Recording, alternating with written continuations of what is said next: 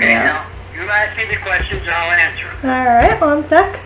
I'm going to start out with, basically the military ones, but I have like a basic question first, so. I have, how old are you?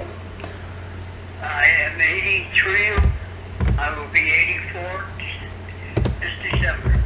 Okay, and then, when were you born? What was the date? December? 1928. December 5th, 1928. Okay. December 5th, 1928. 28, right. Yep. And then getting into like some military related questions, or what was going on at the time basically, is where were you when Pearl Harbor was attacked? Do you remember? I was going to high school. You know. Do you remember anything about the attack? Like Yes, I remember where Franklin Delano Roosevelt said on the radio, that's television without a picture, you know? Yeah. So you went over the radio and talked about it? No, as I say, Roosevelt, who was president at that time, Franklin Delano Roosevelt, was the president. Yep. And he had been negotiating with Japan over the different things, and they attacked Pearl Harbor. And he said this will be a day that will go down in infamy on account of being a cowardly attack that they did. And he was on the radio telling the whole country that Japan had attacked Pearl Harbor, the American Navy. Okay. All right.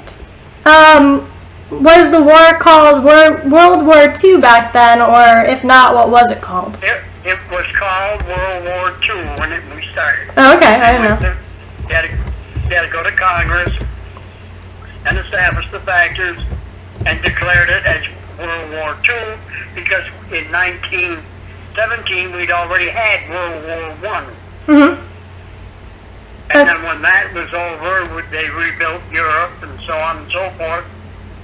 And this was World War II. Okay, I didn't know if it had a different name back then. And then, when you went into the military, were you drafted or did you enlist? I enlisted. You enlisted? Do you know, like, the date or at least maybe the year that it was that you enlisted? I enlisted, I was 17 years of age. And my parents signed the papers. And I enlisted in the Army Air Corps. Now you have to say that right. Army Air Corps. Army Air Corps. And then later, when I was in Japan years later, they changed it to the Air Force. Okay. Okay, so when you said that you signed up when you were 17 and your parents signed the paper, but what was did you have a reason for enlisting? A reason that you wanted to join? I was mad with what the Japanese did and the way the war was projecting and going, both with Hitler and with the Japanese in the Pacific. So everybody was in an uproar. We saw it in the movies where they had the news broadcasts and the things that were going on, and you just got caught up in it. You wanted to do your part. Yeah. To help get it over with. So I signed up right after they dropped the atomic bomb on Japan at Hiroshima and Nagasaki. And that helped end the war in the Pacific. Okay. The war had come to almost a climatic action in Europe. After D-Day and so on and so forth. And Hitler was wrapping it up and so on and so forth. Okay, so you didn't join, like, right at the beginning of the war then, is what you're saying? No, I wasn't old enough to. I wasn't old enough. Oh, okay. And as it was on when I signed up in 1946, I came under the dates of World War II. In Okay. other words, if you signed up at a certain date, you were encompassed or in it, you were said to be in it on those dates. Like, I got the word, they have, I got a paper from Truman, was the president. Mhm. When I got out of the, in 1949, when I got out of the service after getting out of Letterman General Hospital Yeah. in San Francisco, sent me a thing, President did to all the veterans, thanking us for our participation in World War II.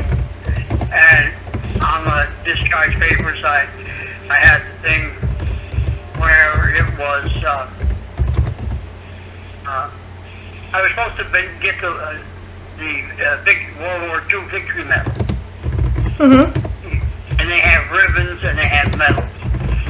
And when I asked them when I left Letterman General Hospital to go to a Repo Depot to be discharged, where was my paperwork or where was my World War II medal? Well, you'll get it. We'll send it to you. Mhm. Now, here it is since 1949. I'm still waiting. Yeah. Mail is a little slow. So that's your World War II victory medal? Yeah, Oh. so I never got it. Huh. That's weird. And I never bothered to pursue it. Yeah. What was the reason? You just didn't really care too much about it, or what? No, I don't even know what it looked like. Oh, okay. All I got was a lapel pin, which had an eagle on it, which we showed in our suit jacket, or stuff like when we dressed up to go to church and so on. Yeah. And they had, it was called a ruptured duck. That's what we kind of call it, the servicemen. Mhm. But it was a round thing that went into a buttonhole. And that's the way you didn't pin it on. Oh, okay. It was there. You would actually wear it in a shirt buttonhole or in a jacket buttonhole. And that was it. Okay. And I went by boat to Japan. Okay. After at first I went to, excuse me, first I went to San Antonio, Texas. When I enlisted, okay? What? When I enlisted, Mhm. they sent me to San Antonio, Texas for my training. Oh, okay. And there I trained. Once I had gone through all the military training, I had a leave of absence to come home to say hello, goodbye to my mother and father. Mhm. And I went on a train, a troop train, all the way across the United States, over the Rocky Mountains, into California. Okay. And then we got on a boat. And back then they didn't have airplanes that would fly all the way to Japan. Yeah. You hear that? Yeah, they didn't have planes that'd be able to fly all the way to Japan at that time. Okay. But the only ones that really flew across the Pacific was the China Clipper. And they flew like from San Francisco to Hawaii. And then Okay. refueled and flew back. But they didn't have what we have today, where Douglas would get in an airplane and fly all the way to China. Right, yeah. Okay? Mhm. So they didn't have that. And it took us probably about, 21 or 22 days on the ocean to go to Yokohama. And because we were going into the occupation when they surrendered. Mhm. And it was really too bad now that I'm remembering what went on. We were in what they call replacement depot, and to be assigned to the different air bases and stuff. Mhm. And we hit a tsunami off the islands that's off the Philippines. And our ship, it was USS Haverford Victory, was the name of the ship. It was a World War transport. USS what? Something Victory, you said? Well, that's the name of the ship. Oh, okay. USS Haverford Victory. And we went within 3 degrees of being the Poseidon. In other words, we almost rolled over. Yeah. And because I had charge of the rear of the ship for the troops to kind of keep things running smooth. And they in turn, the men, we had 50-gallon drums they were supposed to send with the tops cut off. And we lost all the lifeboats. There were only 6 lifeboats and 2,000 men on there. Mhm. And they had flotation rafts. Some of them went overboard. And when I told the captain about we had safety lines so you could travel from one end of the ship to the other, Mhm. and as I was going up to inform him that I could hear the rivets coming out of the ship. And I told the captain, he said, yes, I've been getting reports from several people on this thing. He said, but we're still good enough, we'll be able to make it to Yokohama. Yeah. So the tropical storm almost sank us. Mhm. As I said, 3 more degrees. I don't know, you ever heard of the Poseidon Adventure? No. The ship flew over. The ship would have rolled all the way over and a lot of us would drown. Yeah. So when they got to Japan, to Yokohama, they took us all off, and they went to a boat place, and we pretty much clobbered them with bombs and stuff, so they weren't in too good a shape. Mhm. And there were 200 men on this USS Haverford Victory ship that ran it. The cooks, seamen, the boilers, the winches, and all the stuff. Mhm. And while we were there at Yokohama waiting to be dispatched to Yokota Air Base, Stars and Stripes informs us, the newspaper. Yeah. Okay, that was the newspaper that we had for the men in service, the Mhm. Stars and Stripes.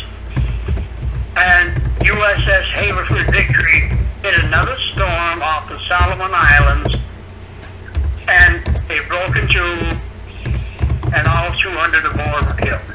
Yeah. So we all get down and said a prayer for their souls, Yeah. because it could have been us, and there were 2,000 of us. Right. So I went from there to Yokota Air Base, because it was the bigger air base, and it would handle B-17s, B-29s, AT-11s, B-24s, A-26s, B-25.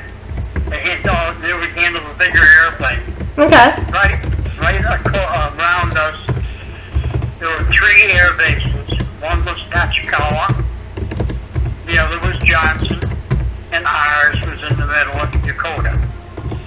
And at Tachikawa, it handled transport, like C-46s.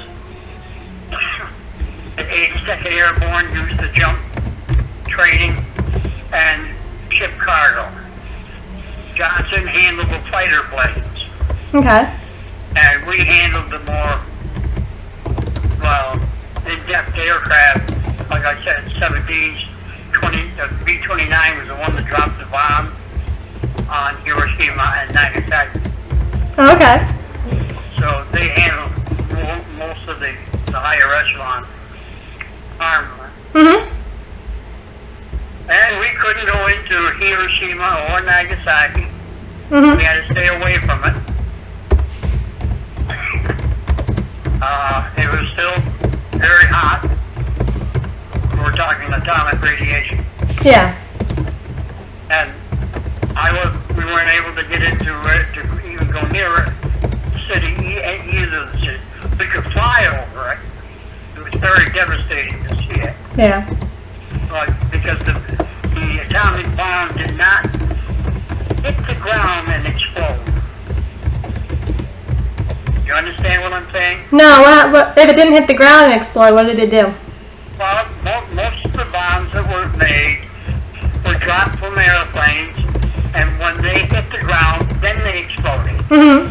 They had a detonation cap in the front of them. And those. Yeah. The atomic bomb was detonated over 250 feet in the air. Oh, okay. And it just sent out radiation and heat waves for miles. Yeah. And when you flew over it, it looked like it looked like a 5-10 empty. And then all the things that we got, the news reports, the people, and the pregnant women, and the children were deformed, and Yeah. it was really bad. And then I served out the rest of my time. I served almost 3 years there in Japan. Yeah. And then I had been inside. They didn't have the facilities to rebuild my nose Yeah. where it had banged it and the bone was fractured down. So they arranged for me to go to Letterman General Hospital, which was on the West Coast, like Bethesda Hospital is on the East Coast, Mm-hmm. where they did all the major plastic surgery and all the stuff. And they rebuilt my nose. And then they gave me the money and tickets for a train ride home. They didn't fly me home. They had already discharged me, but they had to fly, they were in a hurry to get rid of me because my term was up. Oh, okay. And they would have had to start paying me money. Okay. And I wasn't, so that's probably why all my paperwork got screwed up and I didn't get the victory medal. But whatever. Yeah, so how did you said you injured your nose. What exactly happened? I guess I didn't. I knew you broke it. I did a lot of test flying. Mm-hmm. Or in other words, when they had with the things, I was a crew chief on the ground and so on in the 3rd Beach Bombardment Squadron. And then they would call up and say they needed a test engineer, and that there was only 3 of us for the base. And I would fly with all the different aircraft. In other words, we did 3rd echelon maintenance work. The facilities were set up for it. Like we did 1,500, 75 and $100 inspections on our aircraft and engine changes and so on. Yeah. But when it got into fatigue and all the rest of the stuff, and had to have a 3rd echelon check in depth, our hangar, the biggest hangar we had on the base, would hold 2 B-29s, wingtip to wingtip, in the hangar. We went through stages, hydraulics, engines, ailerons, and then the back of the thing, and so on. So it was done. And once they've gone through all these inspections, and with a fine-tooth comb, check the air, because a lot of people don't realize that an airplane's wing works while it's in flight. It goes up and down, and where it's connected gets fractured, and they might have to change the whole wing. Oh, okay, no, I didn't realize that. One wing. So then they would turn around and make a phone call down for who was available, Mm-hmm.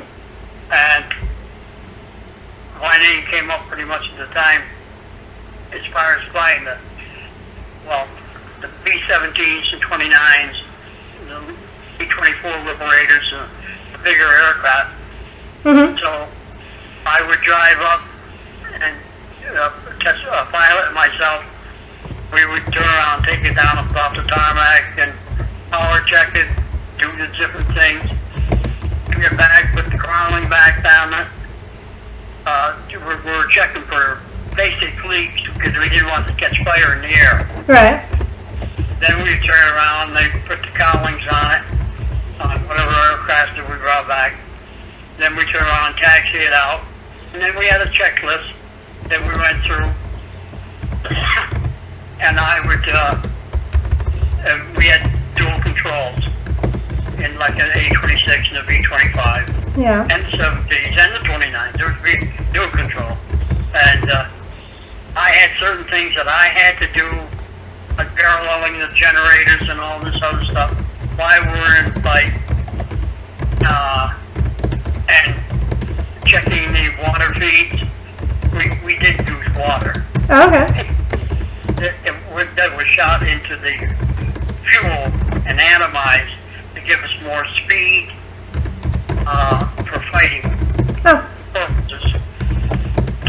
And then after we performed all these different tests, we would bring it back, sign it off, and then they would they'd send down for a tree track, which is a tow vehicle, and they would tow it back to the different squadrons, like the 90th, the 8th, the 31st, and they'd get their airplane back, and it would be good for, you know, another 25 hours, 50 hours, 75 hours, 100, Okay. until it came up to third echelon again. Mhm. I don't know if you understand a word I said, but I kind of do. I mean, I don't understand everything, but that basically, even but like after it flies for after the planes flew for a certain amount of time, then you had to do these checks on them, right? oh yes, Yeah. a lot of checks. So how did you say that? Back in, there again, you're checking the landing gear Mhm.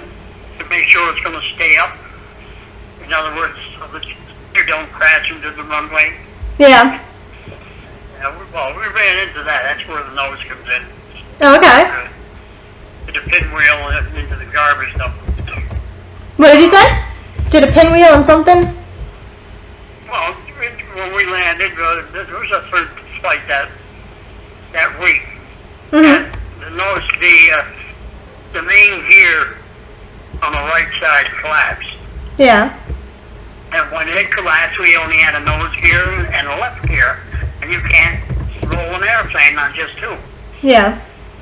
So the wing dipped into the dirt instead of staying horizontal.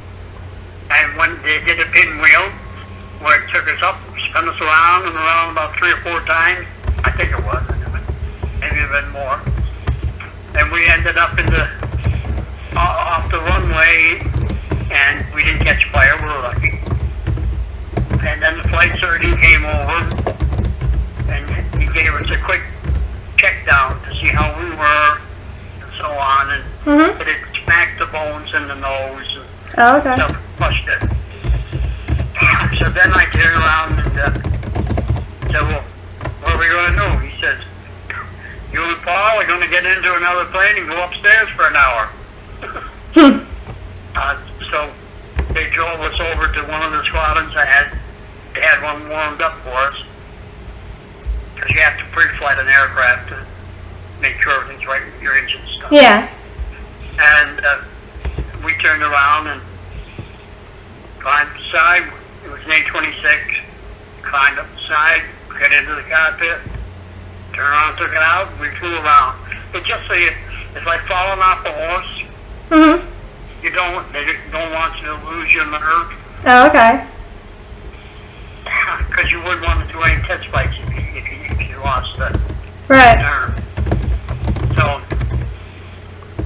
we flew around for an hour and did some little aerobatics, had a little fun instead of going by a checklist. Yeah. Came back down and he checked us out again, and Paul had a dislocated shoulder, and mine had been the nose and stuff, and then they didn't have the facilities to do the operations, and I had this short time of coming home then, Mhm. in 1949, so they scheduled me at the hospital, at Letterman General Hospital out there in San Francisco, where they did the rebuild jobs on all the guys from the war. Yeah.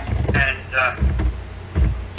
operated, cut the bone out, put new bone in, and so on. Okay. That's it. All right. Well, it's okay. I have a lot of the stuff that you said, so that. But it's okay if I ask you a couple more specific questions. You might have already answered a lot of them for me, but it's okay. Well, going back to like when you enlisted, do you remember what was going on at the time in your life, like where you were living, if you were in school, at a job, that type of thing? Well, at that particular time, I was just getting. We're going to move back to New York State from Rutland, Vermont. And I was more disturbed about the idea of not being able to graduate with my class that I've done. Yeah. I had spent 6th grade through in Rutland, Vermont, and I spent from 1st grade to 5th grade in New York State. Yeah. And then there was a depression, recession, and so on. My father found work over in Rutland, Vermont, and there I finished up grade school and junior high, and then the high school, and then they wanted him back in New York. He was going to come back here, so that's when I decided I was going in the service. That really made my mind up. Yeah. And my father understood, my mother did too. I wouldn't be able to graduate with my class and so on. So I enlisted in the service. And Europe had calmed down after D-Day, and there was still some pretty heavy fighting in the Pacific with the Japanese, and that's where I was going. Okay. So then, at the time, then you were still in high school then, right? Is what you were saying? Yeah, I had started my senior year. So you didn't, before you enlisted, you didn't finish your school? Is that what you're saying, or what? I didn't finish it. I wasn't going to go with a whole bunch of strange kids for the senior year. Yeah. So then how did you end up getting your diploma? I wouldn't have known anybody. Right. In other words, I've been going for 6, 7, 8, 9, 10, 11, 7, 8 years. And I wouldn't have known any of these kids. Right. To finish up the year and graduate with. And so right. I took courses, USAPI, what they called them USAPI courses, United States Army Air Force courses and stuff that they had. I took the courses in the service, and then later on when I got out of the service in 1949, I turned around and took the tests and stuff. Oh, okay. Got my high school diploma. Okay, I didn't know how you got your diploma, but that's cool. Yeah, by going and scheduling, they would, I'm trying to think. I went to one of the high schools, and I think I went 4 times, 5 times. In other words, there was 4 or 5 tests you had to take. And I got my paperwork through them. So I wasn't as dumb as I thought I was. Yeah. So then, at the time that you enlisted, had you moved to New York, or were you still in Rutland, Vermont? I had enlisted in New York and went to Albany. Oh, okay. Okay. Yep. So then, I went to Albany, and then they in turn sent me to Camp Stolman and Pennsylvania, and then from there to San Antonio, Texas for my training. Okay. So then, did you have a job at the time, or were you just in high school? Did you have any job? Oh, I had jobs where I had worked in a clothing store, shoe store. Before that, I was a mail boy for an out-scale company.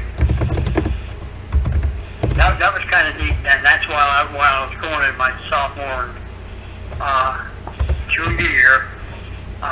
They were worldwide. An out-scale company in Rutland, Vermont, and I was a stamp collector. Okay. Yeah. And so they got mail from all over the world. Okay. The different managers, I'd ask them if they would save me the envelope or just the stamps. Oh, that's cool. And so it helped really build up a nice stamp collection at that time. Oh, that's interesting, yeah. So then at the time you said, well, you moved to Rutland, Vermont because your dad, there was a depression going on, and your dad had a job up there or something, right? So did your parent, what did you say? My dad was a molder. A molder. In other words, he worked with molten metal and mixed these or something, and they would pour the molten metal in it, and the casting would come out, and that was, he was doing it for World War II. Okay. He was, matter of fact, he developed 2 or 3 different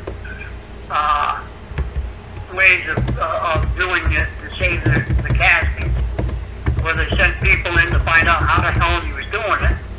But you had to use a ladder to get into the damn casting. That's how big they were. Okay. And they were probably 14, 18 foot long, and they were the engines for the submarines before it. And he would only lose 1 out of 10. And everybody else was losing anywhere from 5 to 6 out of 10. Oh, wow. Well, what he had me do, he developed a process where he put a core drill in and drill into the thing to relieve the gas from the molten metal at these locations where you wouldn't lose the casting. All you'd have to do is grind off the tip and it would be workable. It wasn't warm. So they couldn't figure how he was doing it. And part of my job, my brother's job, was from the neighbors, was collecting newspapers. Because he would take a newspaper at night, and then he would turn around and cut them into 1-inch strips. Mm-hmm. By 20 inches, like the what a regular newspaper is like. It's about 12 or 14 inches, and then you unfold it. Well, he would cut them into strips, and he would insert these paper strips into these holes.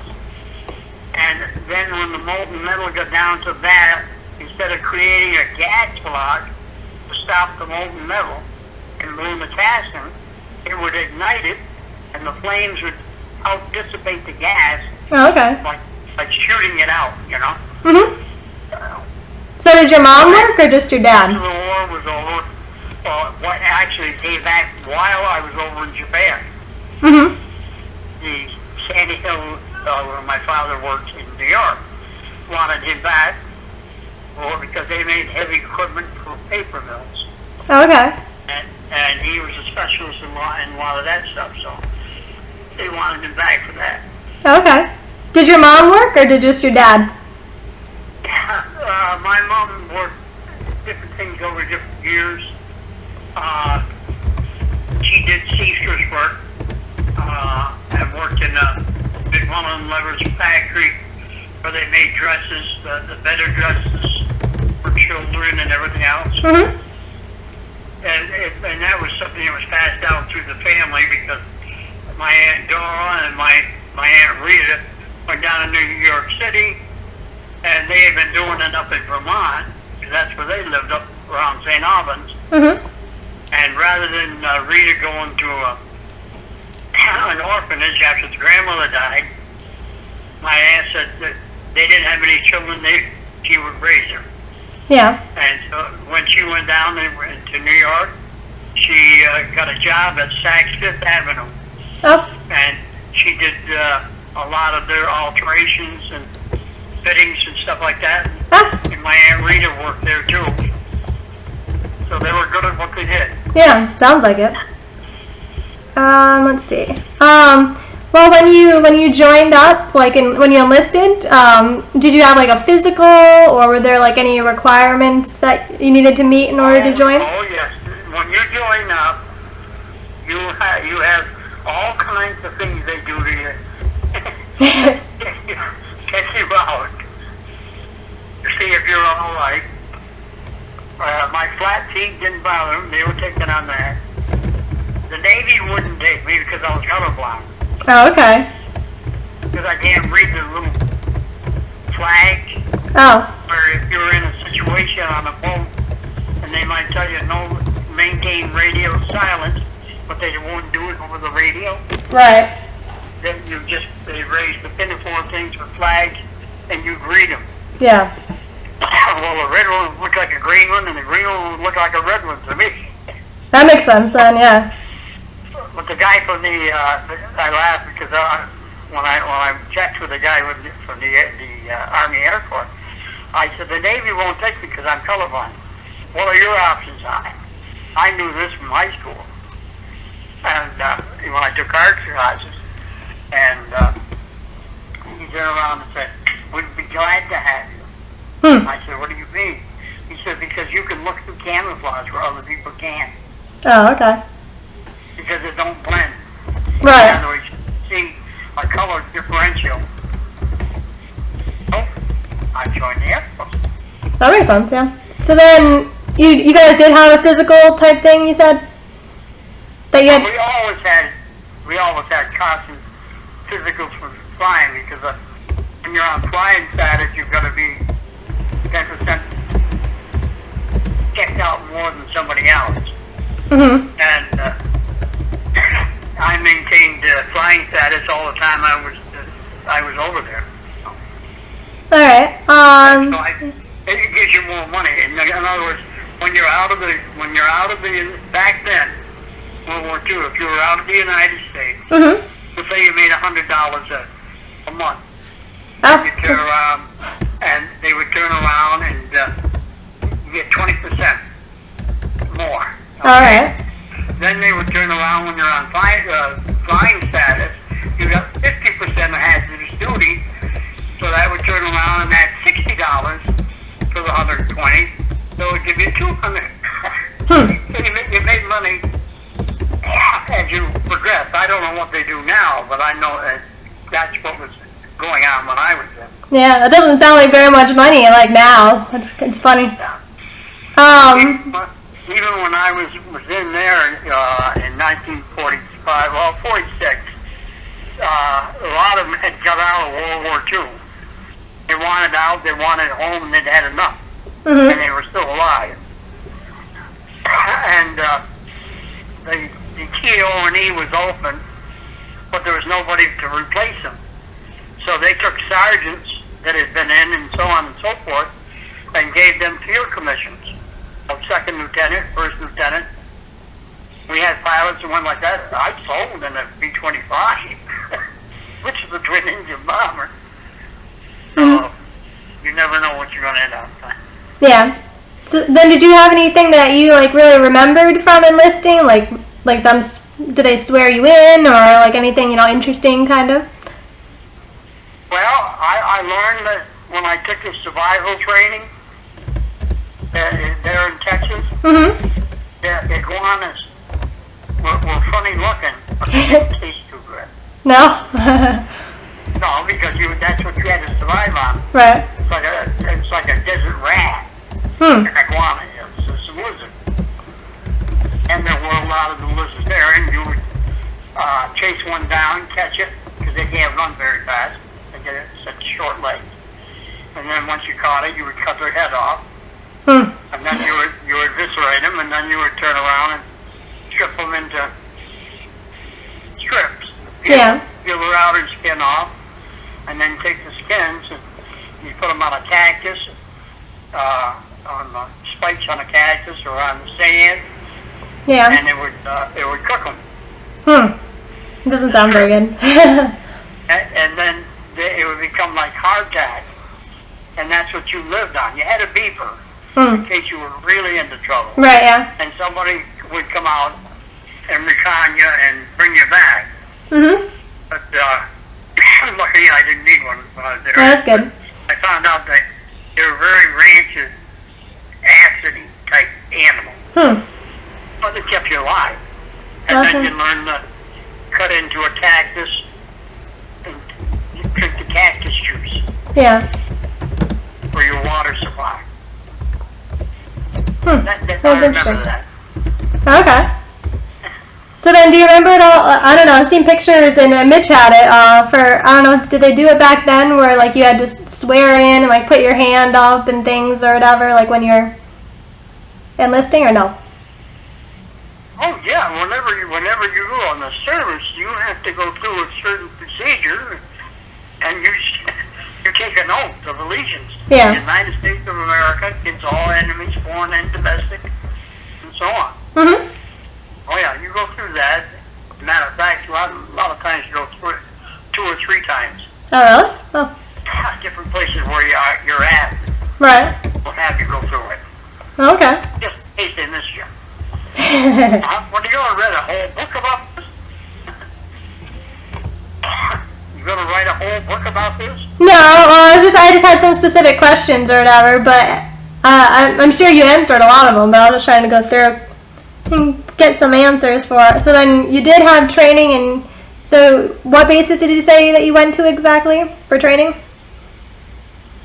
Well, they give us training. We flew. We learned to jump from an airplane. We learned the basics of flying in a mechanical plane. And then we had a lot of physicals where to see about your peripheral visions and stuff, Mm-hmm. because without turning your head. Hmm. So, it's just real training, and then Right. also the calisthenics and the jungle courses that you turn around and you complete within a certain length of time. Yeah. If you went in fat, you came out skinny. You could join if you were overweight? Yeah, they would. They would find some reason to reject them. Oh, okay. That's where some people were called 4Fs. Failure to configure. Yeah, alright. So then you said for your training, what bases did you go to? You went to San Antonio, and you said you went to a couple before that too? Well, Camp Stoneman was just a place where they grouped you together from the people that were being sworn in. Oh, okay. Okay, we started out, there might only be 10 of you from New York. Next thing you know, there's another 10 from Pennsylvania, and another 20 from Vermont, and another so on, so on, so on. Right. Then you'd end up with a group on a troop train where there'd be a couple hundred of you. So then, did you go to another one in between, like after that one, or did you go right to San Antonio? It all depends on what your specifications were and what you were going to do. What did you do? Did you go somewhere else? I was lucky. I only went from Stoneman to San Antonio. Oh, okay. And spent most of my training there. Okay. Did you guys have like a boot camp at that time, or did you not have something that like an actual boot camp? Like today, like if you're joining up the military, like Mitch, he went to like a boot camp first, which is pretty like that's what intense. A boot camp is. It's just training for something. Yeah, but he had like he went to the like basic, which is more like the boot camp type thing, and then he went to additional training beyond that, like tech school they call it. Yeah, well, I went to additional training with the different jobs that I did when I was over in Japan. Right. And I went to different schooling and classes and all this stuff. Mm-hmm. Alright. Is that about it? do you want to be done? I still have some questions to say. Did you get to choose your job, or did they choose it for you? Did what? The job that you did you get to choose it, or did they tell you what you were going to do? I enlisted, so they didn't call me. They had a draft on it. Right. If I'd have been a little bit older, then I would have been drafted. Mm-hmm. Right, but I meant, when you enlist, yeah. you just went to a recruiter and told him you wanted to enlist, and he would direct you to whoever you're going to be involved with. Yeah, I just didn't know sometimes, like now, you take a test that shows like what you're good at, and then you're able to pick your job. So I wasn't sure if you were able to pick exactly what you wanted to do, or if they were like, hey, this is the job you're going to do, or... Well, when they first start with you, they have to see what, like, are you good at computers, which we didn't have at that time. Mm-hmm. Are you good at electronics? Are you good at mechanical? You know, you had all different paperwork that they gave you, a test, Right. take, and from that they could decipher where was the best place. Where was the best place for you to go? Okay. So then they decided that your best place was to be like a crew chief? Is that what you would say your job title was, or? Well, I was crew chief and crew commander of 6 airplanes, and I had other people under me. Oh, okay. And plus doing the, test flights and stuff. Mm-hmm. And so then, let's see. What did you say your squadron was? I know you mentioned. Like your squadron or something. You said like you. I think you had like a number. I was in. Your mother took some pictures today when she was here. Yeah. That she's going to send to you. Yeah, she said she was going to try to. She didn't know exactly how. Okay. I was in what I was assigned to over in Japan, in the occupation, the 5th Air Force. 5th Air Force? 5th.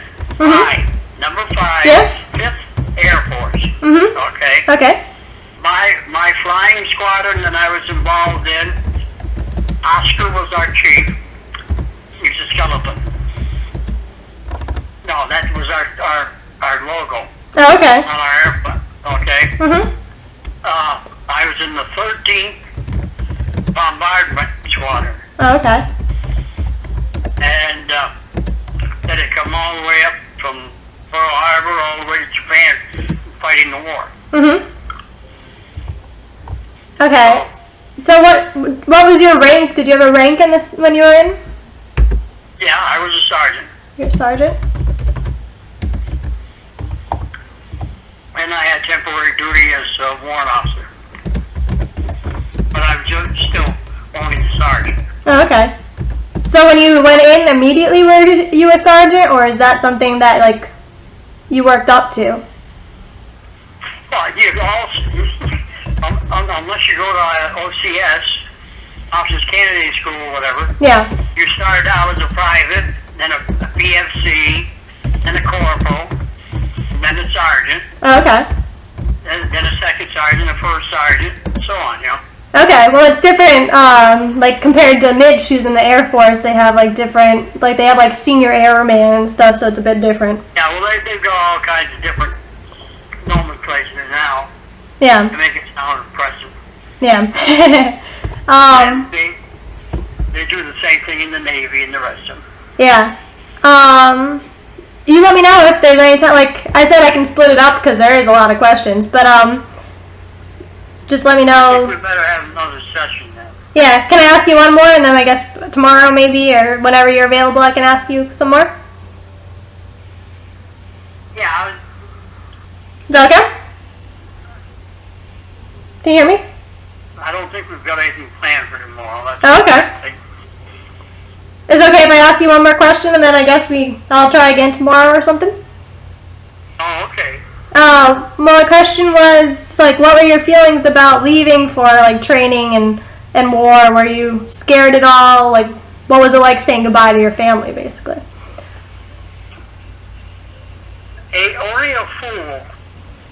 Only a fool is not scared when they're going into a war zone. Yeah. In other words, you gotta be crazy to turn around and say, "Oh, yeah, I wasn't scared." Right. Yeah, that's bullshit. And did you leave any? Everybody has their own mortality, Yeah. and you just want to do the best you can and stay alive. Yep. And like they used to say, there's no atheist in foxholes. Hmm. You know, because you don't know when you're going to go. Right. Did you at the time, like when you left, did you have like a girlfriend or any good friends that you were like leaving behind? Not at that particular time. They were just classmates and stuff that I knew and had gone. You've gone somewhere and had a Sunday with them and Mm-hmm. a nice pretty parlor, But no, I had no steady girlfriends or anything like that. Just classmates. Okay. And I guess, and it was just a lot of questions in the one question, then I'll be done. Did you know anyone else who like enlisted, like friends or like were drafted with you? Well, in the Army Air Corps, about 90% of them were all enlistees. Okay. More so than the foot soldiers. Yeah. They were mostly people who had wanted to fly. And even those that wanted to fly didn't get to fly. Right. I mean, I was one of the lucky ones. So you actually got to fly like a plane? Yeah. Oh, really? Oh. Well, that's what you do, fly gas flights for. Okay. Well, I was surprised because now a lot of them, I don't know, they have a lot of specifics. Like Mitch wouldn't be able to fly a plane because he has glasses, and a lot of people like that are colorblind, or they don't let you fly anymore. Yeah, well, see, they got restrictions. Everything changes. That's 50 years ago, dear. Well, yeah. I don't know. Obviously, it changed over time, I guess. So did you know anyone, like any friends or anything that like enlisted too, or did you not really know too many people that did? One or two of the people that I had more or less kept in contact with in New York State when I was in Vermont, and it was a friend of mine in grade school and so on and so forth. He had enlisted, and he was in the 1st Cavalry, Army Cavalry Company, down in Okinawa, and he found out that I was in Dakota, Japan, and he was able to hitch a ride and come up to Dakota to see me. Oh, that's cool. Yeah, that was cool. And I only got to see him once. Yeah. I don't even know where he is today. Huh. But What was his name? Do you remember? I'm trying to think. He was named after a comic strip. I can't think what it was. We were in grade school. I mean, I was about 3 or 4 years old, or about 5 or 7 years old. Yeah. I can't. As I say, it's been 50 years since I can't recall what it was. Yeah, maybe you remember. I don't need it. I was just curious. Did you know anyone like with your, did any of your friends or anyone you knew die in the war? Well, we ran into a few, and I ran into a couple that had accidents where the plane crashed into Mount Fujiyama in Japan because of weather conditions. They couldn't see it, and Mount Fuji is 10,000 feet up in the air. And they were, encompassed in fog banks and stuff like that. Yeah. And they ran the plane right into the mountain, the volcano. So then they died as a result, I'm guessing? It's a dead volcano, but yeah. I mean, it was just in their way, and they couldn't see it. So then the ones that had that accident, they died because of it? Yeah. Yeah. Did you know anyone else personally, or no? Yeah, there were friends of mine that I flew with. Okay. And we went up on the searching party, and we climbed the volcano. We found what was left of them, brought their bodies back so they could be sent back to the States to their relatives. To be buried here in America. Yeah.